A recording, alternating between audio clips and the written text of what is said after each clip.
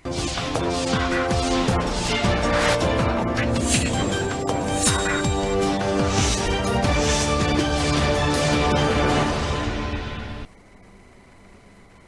खबर उत्तर प्रदेश देख रहे हैं आप। लोकमंच न्यूज में आपका स्वागत है। मैं हूं आपके साथ सुरभि राजपूत। बुलेटिन की शुरुआत कर रहे हैं बड़ी खबर के साथ। राजधानी लखनऊ से सामने आ रही है यूपी मंत्री परिषद की बैठक में कई मुद्दों पर बनी सहमति। निःशुल्क टेस्ट, निःशुल्क उपचार, निःशुल्क वैक्सीनेशन सरकार करा रही। 45 साल से ज्यादा उम्र वालों लोगों का भारत सरकार वैक्सीनेशन कराएगी और 18+ का टीकाकरण राज्य सरकार करेगी। 1 करोड़ रेहड़ी पटरी खोमचा श्रमिकों को मिलेगा 1000 रुपये भत्ता।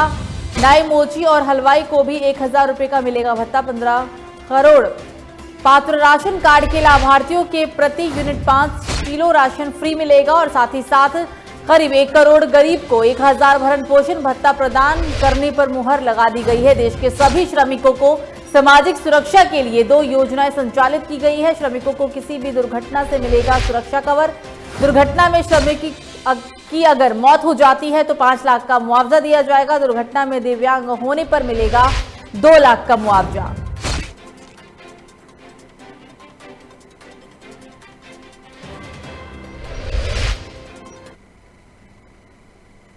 तो एक और बड़ी खबर राजधानी लखनऊ से ही। ADG law and order Prashant Kumar का बड़ा बयान। नदियों में बह रहे शवों को लेकर दिया उन्होंने बयान। पुलिस को नदी के किनारे 24 घंटे गश्ती के दिए गए आदेश। 7 जिलों में एसडीआरएफ तैनात। जब पुलिस की भी हुई है तैनाती, जल पुलिस की भी तैनाती कर दी गई है। प्रदूषण नियंत्रण बोर्ड ने भी जिलों को दिशा निर्देश दिए हैं। तो लखनऊ के अंदर ADG law and order Prashant Kumar का ये बड़ा बयान सामने आया है, क्योंकि जिस तरीके से गंगा नदी में शव के बहने का मामला लगातार तूल पकड़ता हुआ दिख रहा था, इसको लेकर अब पुलिस को नदी के किनारे 24 घंटे गश्त लगाने के दिशा निर्देश दिए गए हैं। 7 जिलों में एसडीआरएफ तैनात किए गए और साथ ही जल पुलिस की भी तैनाती कर दी गई।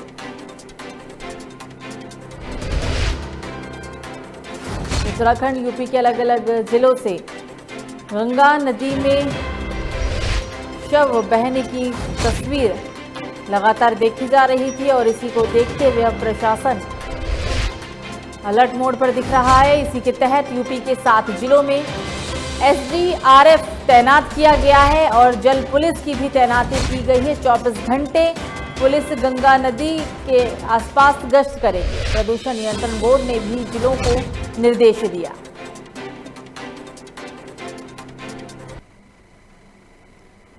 तो कोविड ड्यूटी में मृतक संविदा कर्मियों को लेकर फैसला। मृतक संविदा कर्मी के परिजनों को मिलेगी सहायता। संविदा कर्मी की मौत पर मिलेगी आर्थिक सहायता। प्रदेश में 50 से ज्यादा कर्मियों की हो चुकी है मौत।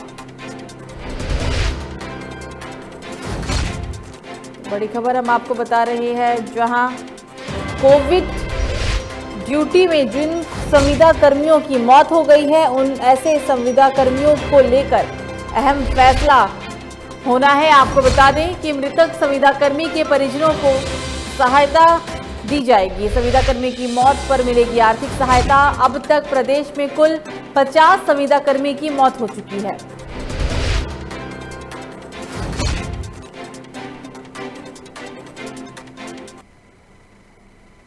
तो एक और बड़ी खबर राजधानी लखनऊ से। 5 दिन में घटे 31% वेंटिलेटर के मरीज। डॉक्टरों को उम्मीद जल्द राजधानी में हालत होंगे सामान्य। 5 दिनों में 18% कम हुई है भर्ती। 2159 बेड सरकारी अस्पतालों में खाली हैं। 1464 बेड प्राइवेट अस्पताल में भी खाली हो चुके हैं। राजधानी में अभी भी 815 मरीज वेंटिलेटर और आईसीयू में भर्ती हैं। तो अब राजधानी लखनऊ के अंदर संक्रमण की रफ्तार पर ब्रेक लगता हुआ थोड़ा दिख रहा है। आपको बता दें कि अब 5 दिन की अगर हम पिछले आंकड़े की बात करें तो कुल 5 दिन में 31% वेंटिलेटर के मरीज हैं, उनमें कमी देखने को मिली है। डॉक्टरों को उम्मीद है कि जल्द ही राजधानी में हालात सामान्य हो सकते हैं। 5 दिनों में 18% मरीजों की कम भर्ती हुई है। आलम अब ये है कि जिस राजधानी के अंदर लोग अस्पताल के अभाव, दवा और ऑक्सीजन के अभाव से जान गंवा रहे थे, अब ऐसे अस्पतालों में 2159 बेड खाली है। 1464 बेड प्राइवेट अस्पताल में भी खाली है और कुल राजधानी के अंदर अगर हम क्रिटिकल मरीज की बात करें तो 815 मरीज हैं, जिसमें वेंटिलेटर और आईसीयू में 815 मरीज फिलहाल भर्ती हैं।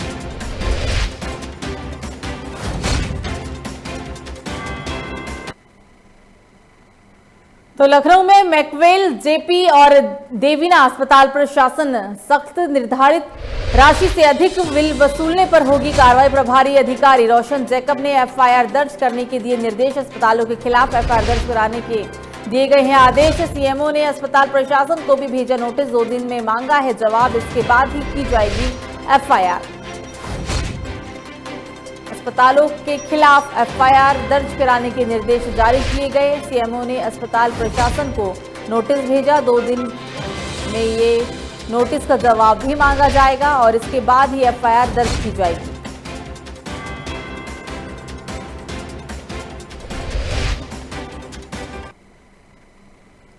तो रुक करते हैं अगली बड़ी खबर की। सपा नेता सुनील साजन का सरकार पर हमला। कोरोना संक्रमण के साथ बढ़ रहे डीजल पेट्रोल के दाम, मोदी सरकार ने ढूंढा आपदा में अफसर।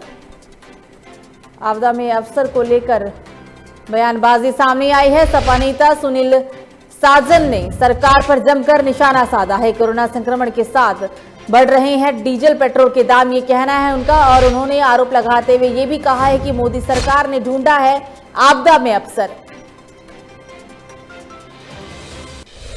आपदा में अफसर कहकर सरकार को घेरा गया है। सपा नेता सुनील साजन ने सरकार पर जमकर निशाना साधा है।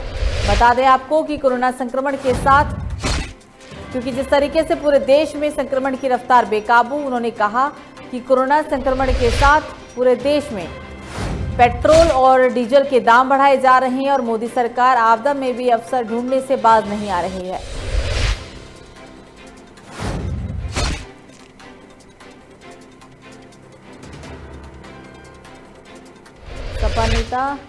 सपा नेता हैं ये, और सपा नेता ने इस दरमियान जमकर सरकार के खिलाफ बयानबाजी की है। सपा नेता सुनील साजन ने सरकार पर हमला किया है। कोरोना संक्रमण के साथ बढ़ रहे हैं डीजल पेट्रोल के दाम, मोदी सरकार ने ढूंढा आपदा में अफसर।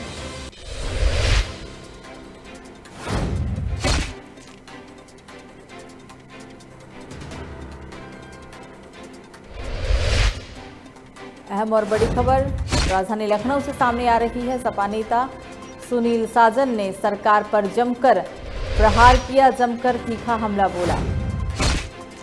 और इस खबर पर ज्यादा जानकारी के लिए हमारे साथ हमारे ब्यूरो चीफ फोन लाइन पे जुड़ गए हैं आसिफ बेग। आसिफ, आरोप लगाते हुए उन्होंने जमकर सरकार पर कटाक्ष किया है। उन्होंने कहा है कि मोदी सरकार आपदा में अफसर ढूंढ रही है, और क्या कुछ कहा गया उनके द्वारा। आसिफ,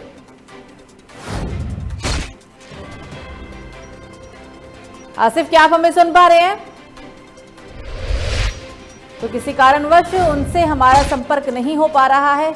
आपको बता दें कि लखनऊ में सपा नेता सुनील साजन ने सरकार पर जमकर हमला बोला। कोरोना संक्रमण के साथ बढ़ रहे हैं डीजल पेट्रोल के दाम, मोदी सरकार ढूंढ रही है आपदा में अफसर।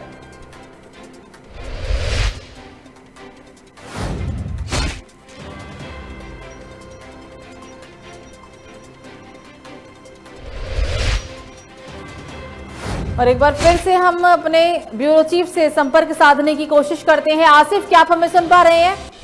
जी जी जी जी आसिफ, बड़ी बात उन्होंने कही है, जमकर सरकार के खिलाफ कटाक्ष कहा। उन्होंने साफ तौर पर कहा है कि मोदी सरकार आपदा में अफसर ढूंढ रही है। क्या कुछ कहना है इसको लेकर आसिफ? जी बता दूं कि जिस तरह से कोरोना काल में लगातार जो है लोगों की परेशानियां बढ़ती जा रही है, और इस लॉकडाउन में जो है लोगों का धंधा बंद है, जिससे जो है परिवार चलाने में भी काफी दिक्कतों का सामना करना पड़ा। ऐसे में डीजल, पेट्रोल और गैस के दाम लगातार बढ़ रहे हैं। हर रोज जो है गैस के दाम, पेट्रोल के दाम और डीजल के दाम बढ़ने से जो है काफी लोगों को दिक्कतों का सामना करना पड़ रहा है। ऐसे में समाजवादी पार्टी के सुनील साजन ने जो कटाक्ष किया है, उनका कहना है कि जो है पेट्रोल और गैस के दामों पर बढ़ने की वजह से लोग काफी परेशान हैं। ऐसे में मोदी सरकार जो है इस पर जो है कोई ध्यान नहीं दे रही है, और बिल्कुल मोदी सरकार ने जिस तरह आपदा में अवसर खोजा, उससे पूरा देश परेशान है। तो कुल मिलाकर बात की जाए कि जो सपा एमएलसी का जो है जो यह बयान है, काफी हद तक लोगों में चर्चा का विषय बना हुआ है, क्योंकि लगातार महंगाई बढ़ने की वजह से जो है आम आदमी जो है काफी दिक्कत में है और उसे परिवार चलाने में काफी दिक्कतों का सामना करना पड़ा। हालांकि कटाक्ष जो है कटाक्ष किया गया है उसको लेकर जो है सरकार को सोचना चाहिए कि जो महंगाई बढ़ रही है इस पर काबू किया जाए, जिससे आम लोगों को राहत मिल सके। वहीं दूसरी तरफ लगातार जो है डीजल, पेट्रोल और गैस के दामों को लेकर जो है कांग्रेस भी मोदी सरकार को निशाने पर ले रही है। आम आदमी पार्टी भी लगातार जो है ट्वीट कर जो है सरकार को घेरने की कोशिश कर रही है। ऐसे में जो है महंगाई भी कम करना जो है मोदी सरकार के लिए एक बड़ी चुनौती है, क्योंकि लगातार जो है महंगाई बढ़ती जा रही है। बिल्कुल आसिफ, देखा जा रहा है कि कोरोना काल में अगर हम पिछले कुछ समय की बात करें तो पिछले कुछ समय में पेट्रोल डीजल के दाम जाहिर सी बात है बढ़े हैं और इसी के बाद सपा नेता का सरकार के खिलाफ ये कटाक्ष वाले शब्द सामने आए। हमसे बात करने के लिए आसिफ आपका शुक्रिया।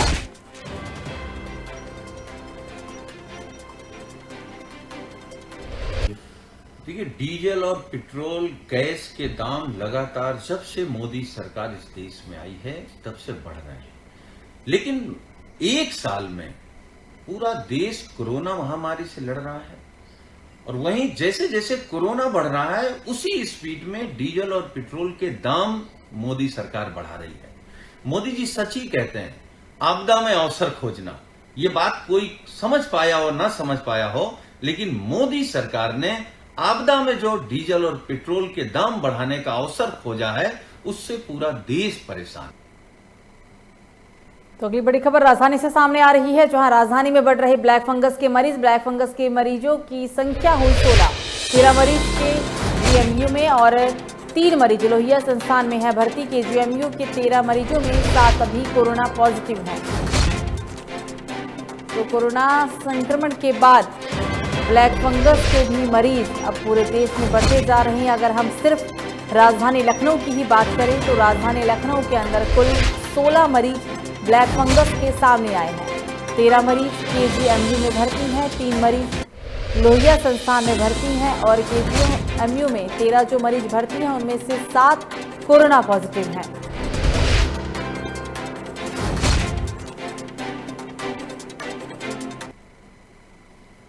तो अगली बड़ी खबर हरदोई से, जहां लॉकडाउन की अवधि में खुलेंगी खाद बीज की दुकानें। जिलाधिकारी ने खुद खाद बीज की दुकानें खोलने की दी है इजाजत। सुबह 7 बजे से लेकर 11 बजे तक खुल सकेंगी दुकानें। कोविड नियमों के तहत खुलेंगी दुकानें। सोशल डिस्टेंसिंग, मास्क और सैनिटाइजर का होगा प्रयोग। खाद और बीज की दुकानें खुलने से किसानों को मिलेगी काफी राहत।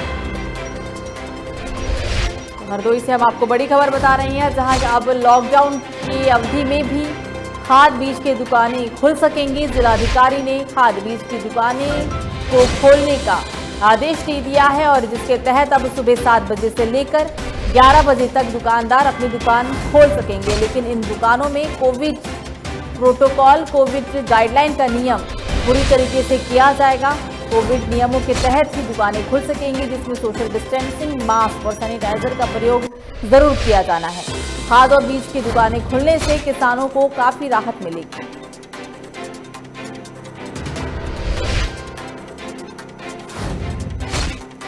लॉकडाउन के बावजूद अब किसानों के लिए अच्छी खबर आ रही है। जो खाद बीज की दुकान चलाते हैं दुकानदार, उनके लिए अच्छी खबर, क्योंकि अब लॉकडाउन की अवधि में खाद बीज की दुकानें खुल सकेंगी। सुबह 7 बजे से लेकर 11 बजे तक दुकानें खुल पाएंगी। कोविड नियमों का लोगों को पालन करना होगा। दुकानदारों को सोशल डिस्टेंसिंग, मास्क, सैनिटाइजर का प्रयोग करना होगा। खाद और बीज की दुकानें खुलने से किसानों को भी काफी राहत मिलने वाली है। और इस पर ज्यादा जानकारी के लिए हमारे साथ फोन लाइन पर हमारे संवाददाता पुलकित जुड़ गए हैं। पुलकित, एक बार फिर से यूपी के अंदर 24 मई तक के लिए कोरोना कर्फ्यू बढ़ाया गया और ऐसे में खाद बीज की जो दुकानदार दुकानें करते हैं उनके लिए अच्छी और बड़ी राहत वाली खबर सामने आई है। पुलकित जी देखिए, बिल्कुल ये बड़ी अच्छी खबर और राहत भरी खबर है किसानों के लिए। और आपको बता दें कि ये आदेश जो है हरदोई जिलाधिकारी ने कल देर शाम जारी किया है और उन्होंने इस आदेश में बताया कि सुबह 7 से 11 बजे तक किसानों के लिए बीज और खाद की दुकानें खुलेंगी।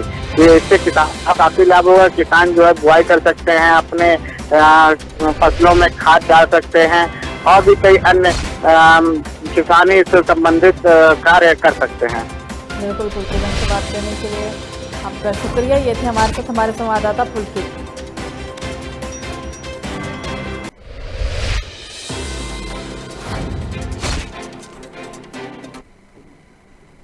तो इस बीच बिजनौर से एक बड़ी खबर, कोरोना महामारी में मौतों का सिलसिला जारी। शमशान घाट पर लाशों की लगी लाइन, काफी देर इंतजार के बाद निर्धारित स्थान से आगे जलाई जा रही है चिता। शमशान घाट पर एक साथ कई चिताएं लाइन से जलाई जा रही। थाना कोतवाली शहर बिजनौर के गंगा बैराज घाट का पूरा मामला। बिजनौर में कोरोना का कहर अभी भी बरतता दिख रहा है। आपको बता दें कि शमशान घाटों पर चिताओं की लंबी लाइन है। ये जो आप तस्वीर देख रही हैं वो यूपी के बिजनौर की है। बिजनौर के अंदर कोरोना महामारी में मौतों का सिलसिला बड़ा है। शमशान घाटों पर शवों की लंबी कतार देखने को मिली है। काफ़ी देर इंतजार के बाद निर्धारित स्थान से आगे चिताओं को जलाया जा रहा है। शमशान घाट पर एक साथ कई चिताएं लाइन से जलाई जा रही हैं। थाना कोतवाली शहर बिजनौर की गंगा बैराज घाट का ये पूरा मामला।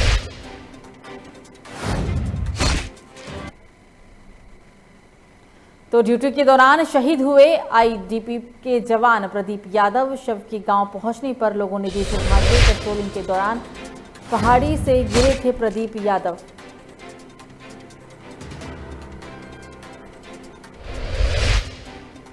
तो बड़ी और अहम खबर संभल से, ड्यूटी के दौरान एक आईटीबीपी के जवान शहीद हो गए थे। शव के गांव पहुंचने से लोगों की काफी भीड़ देखने को मिल रही है। आप ये पूरा मामला, ये पूरा नज़ारा यूपी के संभल से देख रहे हैं। बता दें आपको कि पेट्रोलिंग के दौरान प्रदीप यादव पहाड़ी से गिर गए थे और पहाड़ी की गिरने की वजह से ही उनकी मौत हो गई थी। उनका पार्थिव शरीर गांव पहुंच गया है और गांव पहुंचने के बाद लोगों का काफ़ी हुजूम शव को देखने के लिए आया।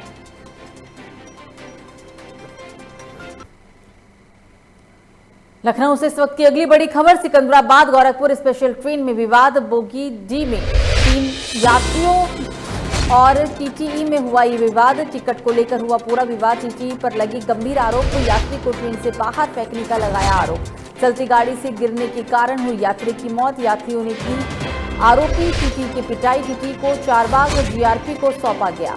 मुकदमा दर्ज कर आरोपी को जेल भेज दिया गया। तो इस वक्त की बड़ी और अहम खबर आपकी टीवी स्क्रीन पर लखनऊ से सामने आ रही है, जहां सिकंदराबाद गोरखपुर स्पेशल ट्रेन में बोगी संख्या D3 में यात्रियों और टीटीई में विवाद हुआ है। टिकट को लेकर ये पूरा विवाद हुआ था, जिसके बाद आरोप है कि टीटीई ने चलती ट्रेन से यात्री को बाहर फेंक दिया ट्रेन से, जिसकी वजह से यात्री की मौत हो गई। हालांकि मौके पर मौजूद यात्रियों ने जमकर आरोपी टीटीई की पिटाई भी कर दी है। टीटीई को चारबाग जीआरपी सौंपा गया है और फिलहाल पुलिस ने मुकदमा दर्ज कर आरोपी को जेल भेज दिया।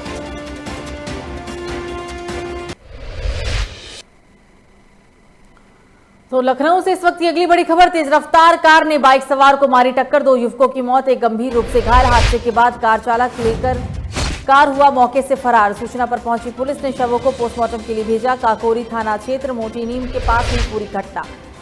तेज रफ्तार का कहर राजधानी लखनऊ में एक बार फिर से देखने को मिला, जहां तेज रफ्तार में एक कार ने बाइक सवार युवक को टक्कर मार दी और इस हादसे में 2 लोगों की मौके पर ही मौत हो गई। एक युवक गंभीर रूप से घायल है। हादसे के बाद कार चालक मौके से फरार हो गया। हालांकि इस घटना की जानकारी मिलते ही मौके पर पहुंची पुलिस ने शवों को कब्जे में लेते हुए पोस्टमार्टम के लिए भेज दिया।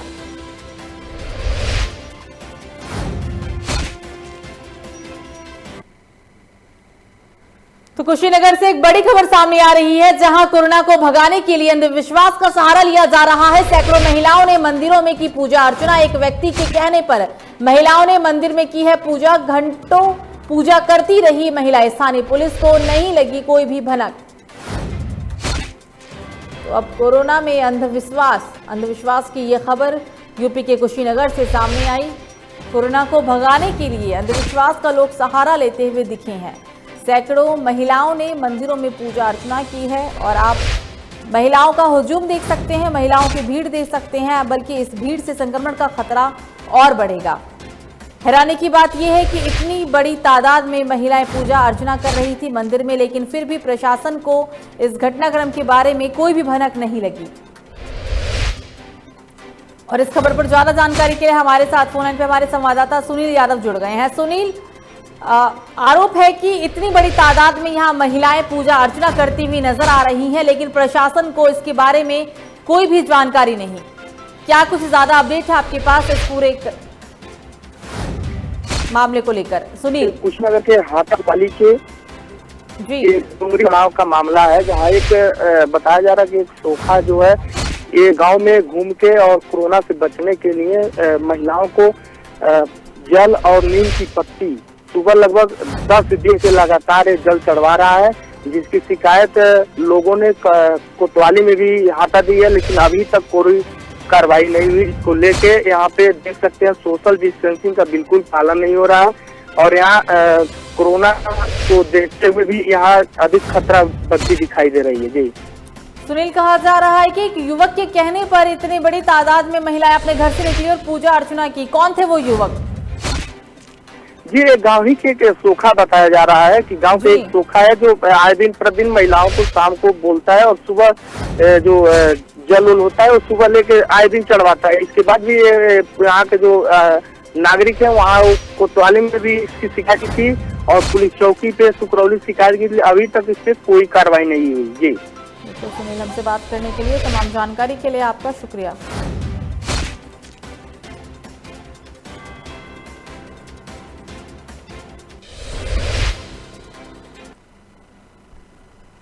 तो इस बीच एक बड़ी खबर अलीगढ़ से सामने आ रही है। शादी समारोह में हुई हर्ष फायरिंग, 5 लोगों को लगी गोली, सभी हुए घायल। घायल को जिला अस्पताल अलीगढ़ में किया गया भर्ती, गंभीर रूप से घायल एक युवक को भेजा गया कैलाश अस्पताल। चप्पल थाना क्षेत्र के मैरिज हॉल में चल रहा था वैवाहिक कार्यक्रम।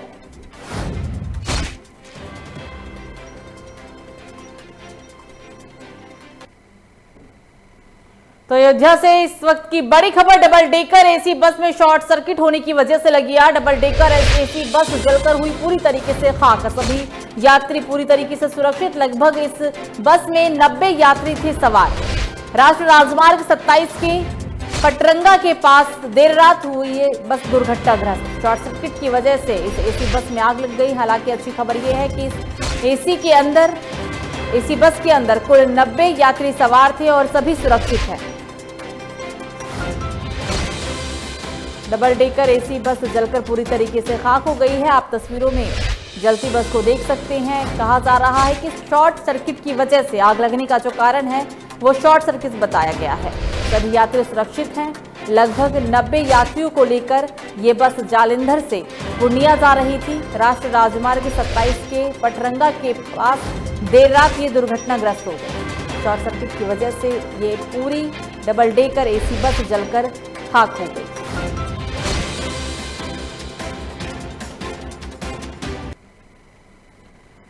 तो अलीगढ़ में सीएम योगी के आदेश को किया गया नजरअंदाज। गौशाला में गौवंश की हालत दयनीय है। गौवंशों की हालत दयनीय देखी गई है। भूख के अभाव में दम तोड़ रहे हैं गौवंश। आवारा कुत्ते गौवंशों के शवों को बना रहे हैं अपना निवाला। ग्राम प्रधान गौशालाओं से बना रहे दूरी। तहसील इगलास के गांव बादमपुर की गौशाला का पूरा मामला आपको बता दें कि हमने अपने चैनल के जरिए इससे पहले भी इस पूरे मामले के बारे में आपको अवगत कराया था। अब इस पूरे मामले में एक बड़ी खबर सामने निकल कर आई है, जहां अलीगढ़ में सीएम योगी के आदेशों को नजरअंदाज किया जा रहा है। गौशाला में गौवंश की हालत काफी दयनीय देखी गई है। भूख के अभाव में यहाँ पे गौवंश दम तोड़ रहे हैं। आवारा कुत्ते गौवंशों के शवों को अपना निवाला बनाते हुए भी नजर आए हैं।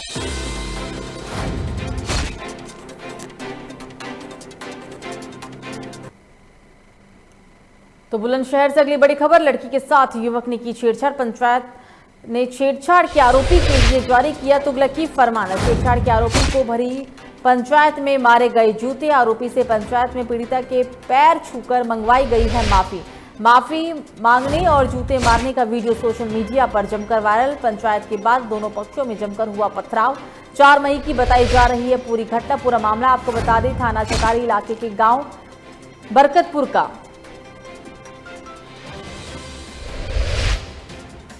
तुगलकी फरमान बुलंदशहर में देखने को मिला। लड़की के साथ एक युवक ने छेड़छाड़ की थी और जिसके बाद पंचायत ने छेड़छाड़ के आरोपी के लिए तुगलकी फरमान जारी किया। छेड़छाड़ के आरोपी को भरी पंचायत में जूते मारे गए।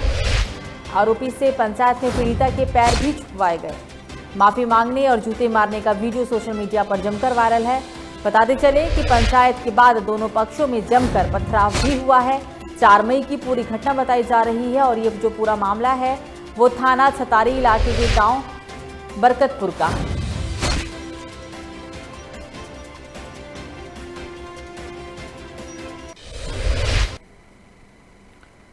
तो बिजनौर से अगली बड़ी खबर। घर के बाहर खड़ी मोटरसाइकिल लेकर चोर हुए फरार। चोरी की घटना सीसीटीवी कैमरे में हुई कैद। सीसीटीवी के आधार पर चोर की तलाश में जुटी है पुलिस।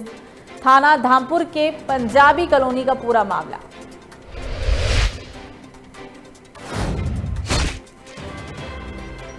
तो आप तस्वीरों में देखिए कि चोर इस मोटरसाइकिल को अपने साथ ले जाते हुए दिख रही हैं। ये पूरी जो घटना है वो सीसीटीवी कैमरे में पास के ही लगे सीसीटीवी कैमरे में कैद हो गई। बिजनौर में घर के बाहर खड़ी मोटरसाइकिल को चोर लेकर फरार हो गए। चोरी की घटना सीसीटीवी कैमरे में कैद हुई है। हालांकि इस घटना के तहरीर के बाद पुलिस सीसीटीवी कैमरे के आधार पर चोरों की तलाश में जुटी हुई है। पूरा मामला बिजनौर का।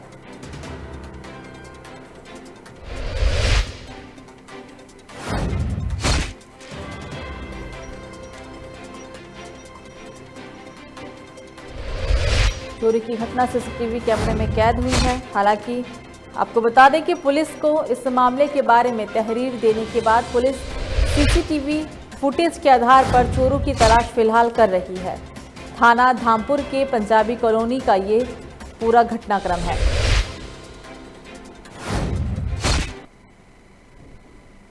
तो फिलहाल बुलेटिन में मुझे दीजिए इजाजत। लोकमंच न्यूज पर खबरों का सिलसिला जारी रहेगा। नमस्कार।